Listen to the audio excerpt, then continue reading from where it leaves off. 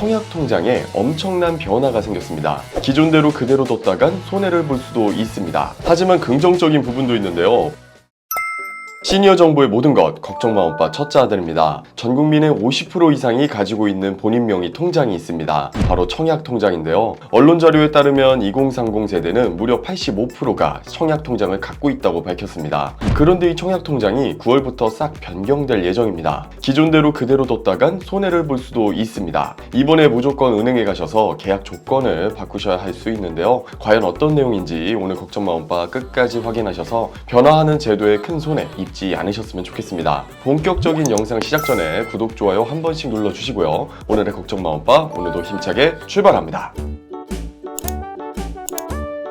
전 국민의 50% 이상이 갖고 있다는 이 통장, 그리고 2030이 85%나 갖고 있다는 이 통장, 저도 열심히 붓고 있는 청약통장인데요. 작년 통계 기준으로 전국 주택청약종합저축의 가입자 수는 약 2,500만 명에 달했습니다. 2022년 6월 정점을 찍은 이후에는 지속적으로 감소하는 추세입니다. 감소하는 이유 중 하나는 청약통장의 저축 금리가 기준 금리보다도 낮게 형성된 데다 인근 시세보다 낮은 새 아파트가 점점 사라지면서 청약에 대한 기대감이 크게 꺾였기 때문이라고 하는데요. 그래도 많은 사람들 모두 청약이라는 일생일대의 찬스를 평생 노리고 있기 때문에 청약통장은 국민통장이라고 불릴 만큼 많은 국민들이 갖고 있는 대표 통장입니다. 그런 청약통장에 엄청난 변화가 생겼습니다. 국토교통부에 따르면 9월부터 청약통장의 월 납입 인정 한도를 10만원에서 25만원으로 확대한다고 합니다. 이건 41년 만에 바뀐 부분인지라 많은 분들께서 혼선을 빚으실 것 같은데요. 원래 청약통장의 제도를 살펴보면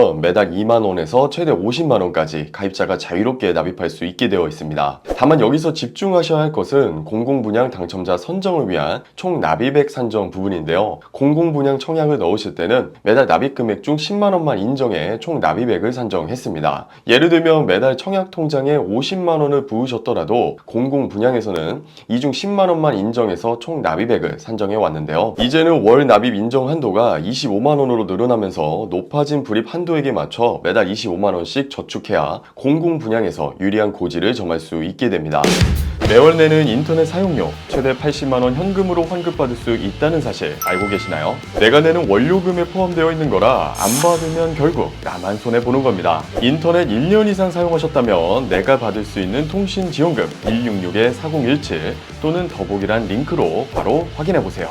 정부가 이러한 정책을 내놓은 것은 주택도시기금에 적립된 저축액이 급격히 줄고 있기 때문으로 풀이됩니다. 보통 주택도시기금은 서민들의 주택 구입이나 전세자금 대출, 임대주택 공급에 활용하는데요. 이 기금은 청약통장 저축액이 밑바탕이 됩니다. 그런데 최근 이 기금이 생각보다 빠르게 소진되고 있는 이슈가 있습니다. 실제로 2022년 49조에 달했던 여유자금은 올해 13조 9천억 원 정도로 쪼그라들었죠. 월 납입액 인정금액이 상향 조정되고 매달 10만원씩 저축하던 청약통장 가입자가 저축액을 25만원으로 늘리면 기금 사정이 나아질 것으로 정부에서는 기대하고 있지만 사실 매달 10만원 저축도 빠듯한 서민들의 청약 당첨 가능성을 낮추고 오히려 중산층 이상의 혜택을 늘린 것이라는 지적 또한 존재합니다. 하지만 긍정적인 부분도 있는데요. 바로 소득공제 혜택입니다. 매달 25만원씩 청약통장에 저축하면 소득공제 혜택도 최대 한도만큼 받을 수 있는데요. 가령 연소득 7천만원 이하 무주택 가구의 경우 연간 주택 청약 납입액 300만원까지 소득공제를 받을 수 있는데 매달 25만원씩 청약통장에 저축하면 12달 하면 딱 300만원이거든요. 결국 월 인정 한도를 채우는 동시에 소득공제 혜택도 최대로 누릴 수 있게 됩니다. 여기에 또 다른 변화 하나가 더 있는데요. 정부는 청약부금과 청약예금 그리고 청약저축을 주택청약종합저축으로 전환할 수 있도록 허용하기로 했습니다. 이해가 안 되시는 분들을 위해서 자세하게 설명드릴게요. 청약통장의 종류는 총 4가지입니다. 첫 번째, 85제곱미터 이하 민영주택만 가능한 청약부금, 두 번째,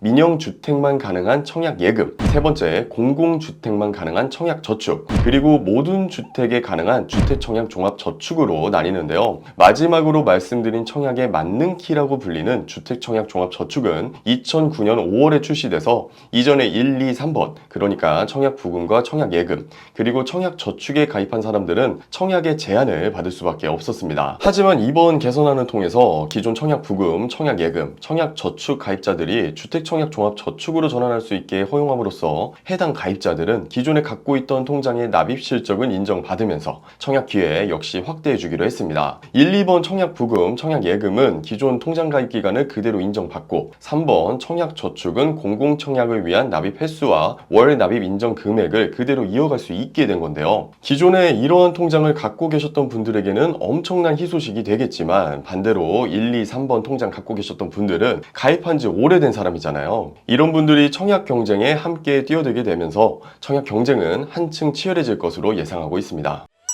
오늘은 국민통장이라고 불리는 청약통장에 대한 변화 내용을 살펴봤는데요. 우리 엄빠님들의 생각은 어떠신가요? 청약통장을 늦게 가입한 사람에게도 기회를 주는 긍정적 정책이라고 생각하시나요? 아니면 10만원 내기도 빠듯했는데 오히려 많은 국민들의 기회를 박탈하는 정책이라고 생각하시나요? 엄빠님들의 의견을 한번 남겨주시면 감사하겠습니다. 오늘 준비한 내용은 여기까지입니다. 이번 영상이 도움이 되셨다면 구독, 좋아요, 알림 설정 한 번씩 부탁드리면서 영상 마치겠습니다. 감사합니다.